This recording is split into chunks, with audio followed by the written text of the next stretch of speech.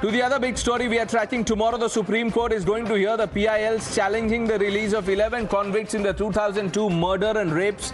Ahead of hearing on PILs, as per the Supreme Court orders, Gujrat government has filed affidavit in the Bilkis Bano case, and in what comes as a fresh piece of information, the submission states that the centre had approved the remission and premature release of 11 life-term convicts in the Bilkis Bano case on account of their good behaviour.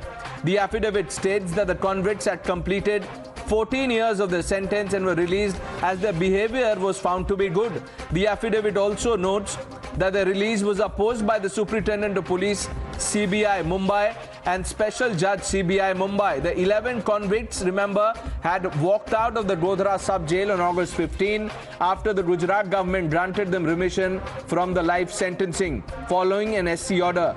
The defence for the release has been that it was only following the prescribed rules, and the remission was given on instructions of the Supreme Court after the convicts had served over 15 years behind bars and were suffering from poor health and old age.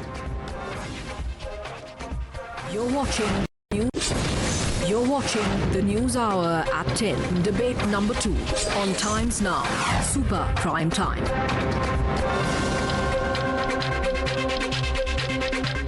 And before we throw it open to our guest joining us, Harish Nara, legal editor, is with us. Harish, good evening. Break this down for our viewers.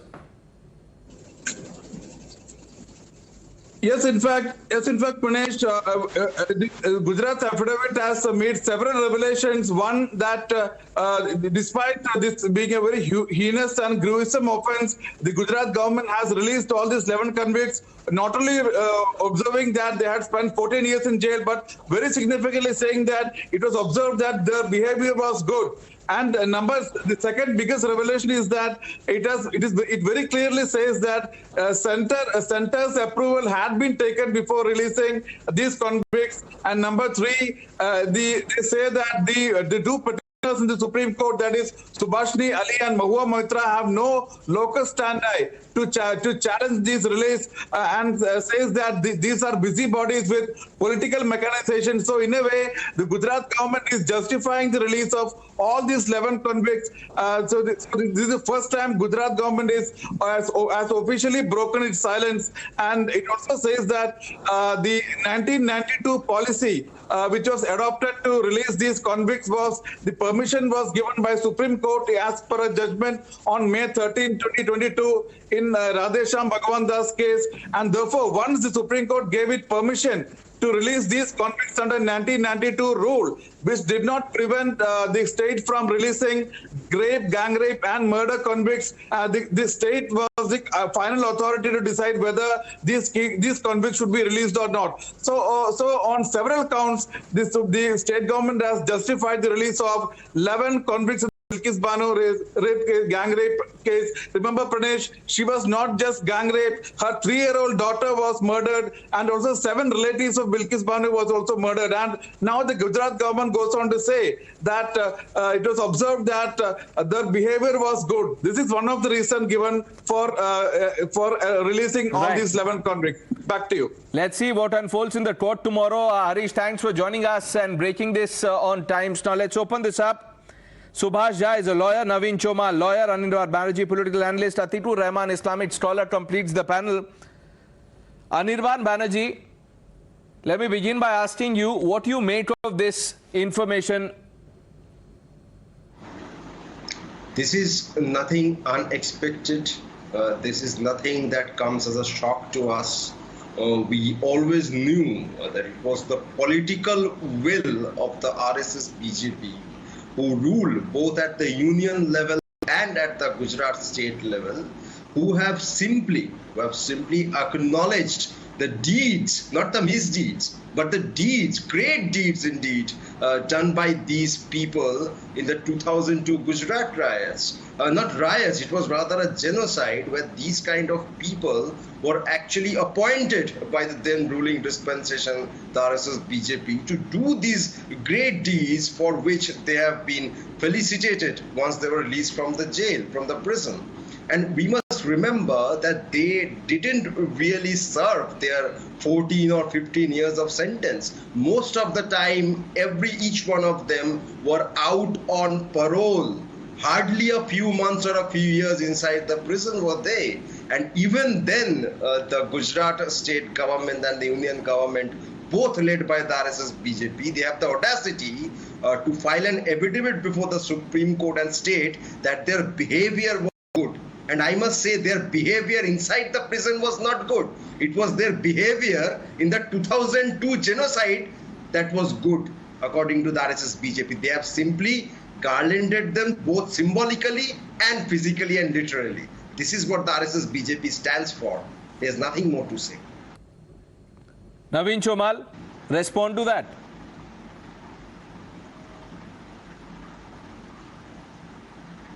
See, I will not go in the political overtures. I'll just confine myself as a lawyer. Whatever a person is found guilty of any crime, he is sentenced for that crime to undergo the imprisonment. In this case, it was definitely life imprisonment. Now comes another set of rules, as in this case, 1992 remission rules. So section 432, 433, 433A of the Code of Criminal Procedure prescribe that people who have been convicted for life imprisonment, after they complete 14 years of their imprisonment, their remission, what they have earned in the 14 years because of their good conduct, will also be added in their punishment undergone. And depending on the categorization as part of the crime which they have committed, they will be categorized, and subsequently when they finish that particular period, they shall be released. So their sentence will be commuted. So these rules are applicable in all states all over India. So far, lakhs and lakhs of people must have walked out who have been guilty of commission of murder. So these people are not due.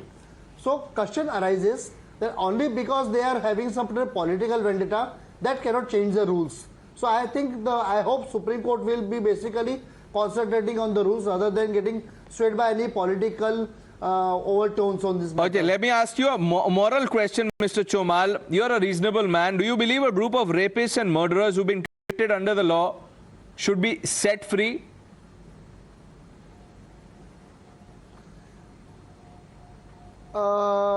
Before I was born, even in all religions it is being said, even Christianity it is said that every sinner has a future, every saint has a past. So the law works on both the theories, the punitive theory as well as the reformative theory. So when they have been committed for the heinous crimes, they have undergone 14 years of imprisonment. But the law also wants them to be reformed as citizens, and all the citizens in the country, they are given an example that despite these people having such a bad past, now they are reformed.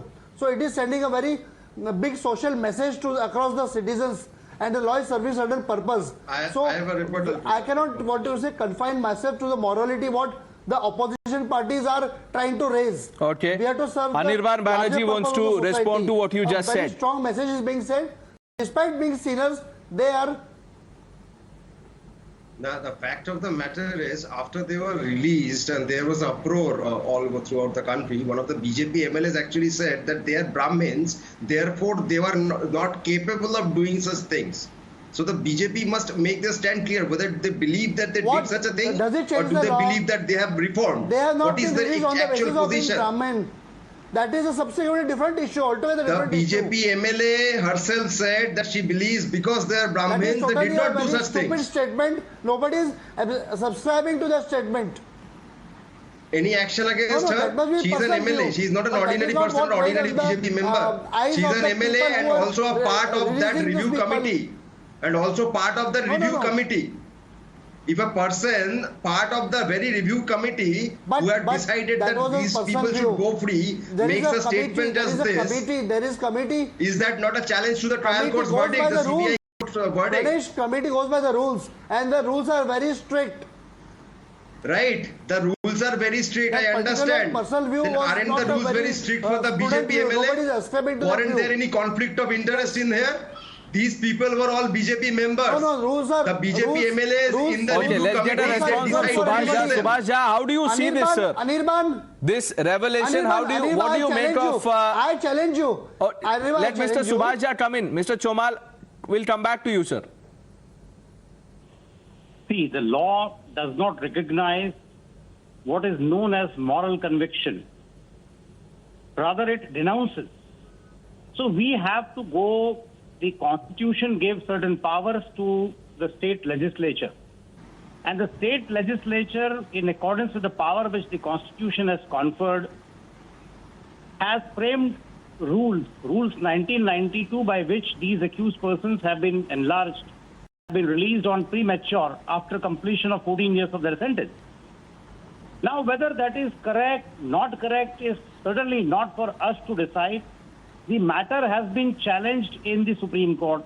Now, I wonder how can such petition be filed by strangers? Now, I may tell you, in 2018, Romila Thapar and others had also filed similar such petitions seeking to transfer the investigation of that Bhima Koregaon case to SIT. Now, in a split verdict where Justice Chandrachud differed with the other two judges, Justice Deepak Mishra and Justice Khanvilkar, as he then were. Now, in that case, the Supreme Court has said that you have no locus standi to file a petition, a stranger, totally stranger to the parties who are concerned with the matter. You can't file such petition. Same analogy applies here also. How have they ever filed a petition in the Supreme, and that too in the Supreme Court, invoking Article 32? How can you circumvent the High Court under 226? So therefore, in my assessment, the Supreme Court in all probabilities should send them back to the High Court if at all they have any grievance. Let those grievances be vented before the High Court, concerned High Court, that is Gujrat High Court, and not just approaching Supreme Court and giving... Okay, Atikur Rahman Sahab, is that the way to go about things? Well, Pranesh, there are certain things which we should, take care of. Number one is, this is a revealing matter in the light of that the Gujarat elections are approaching, and that is why the centre approved the remission. I am not going against the law. Mr. Chomar and Mr. Jha must be correct. But the 1992 rules don't please, suspend sir, Gujarat I elections. interrupted you. Please. Thank you. Here the judge who had, given this particular what has election got to do with the rules? Not consulted. You speak about law, Mr. Atikur Rahman. Not a law. The CBI, the agency which proved the conviction, that was not consulted. On top of it, after so many days, if this revelation comes in, this proves that the felicitation was a part of the central and the state government giving remission to. What does this prove? Are we giving a green signal to all the rapists that after committing the heinous crime and murder too, they will be having this remission, this pardon after 14 years? Go ahead, do what you want. Is this the green signal by the central and the state government and by all the reputed, legal eagles sitting on your panel? They should be ashamed of it. Mr. Atikur, I may only tell you, I may correct you. Okay, Subhash Jha, and then I'm coming to you, Anirban. He is venting out his grievance against Hindus, that's all. Naveen, can you please see, granting remission or refusing remission is a state subject. Sir, the CBI was not consulted. The central government doesn't come into the picture at all. The CBI, the judge who gave the punishment. I mean, there is no point in blaming. There is no point in blaming the central government. You may say something about the state government. Mr. Jha is quite conveniently ignorant of the fact that when it is the CBI, a central agency, as the investigative agency, the union government's nod has to be taken before the state decides. It is the CBI. Therefore, the union government has to give their opinion. In this case, they had given their nod. No. And my humble submission to both the governments at the union level Even and the the state judge, levels, wherever the BJP Mr. is. Banerjee, No, there is a Why provision. not? Let me just All come in the here. rapists. The center Please comes into release the all the picture. No, there is section Even Mr. Ram 435 Rahim, of the Guru Mr. Criminal Ram Rahim is Procedure also Code on of the parole, right? CRPC. 1 minute. Section 435 of the CRPC allows center to come into the picture. Since it is a central agency prosecuting the matter, which is why Mr. Subhash government's Jha. opinion has to be taken into consideration. But it is So only the therefore, opinion. even And Gurmeet Ram Rahim is out it is on only the parole. opinion and Why not the doesn't the consent and BJP not. let out No, all the no, rapists don't currently push imprisoned the all over matter into India? under carpet. Why don't they free Well, the everyone? Gujarat government has said that the honest. center had given a go-ahead, all clear.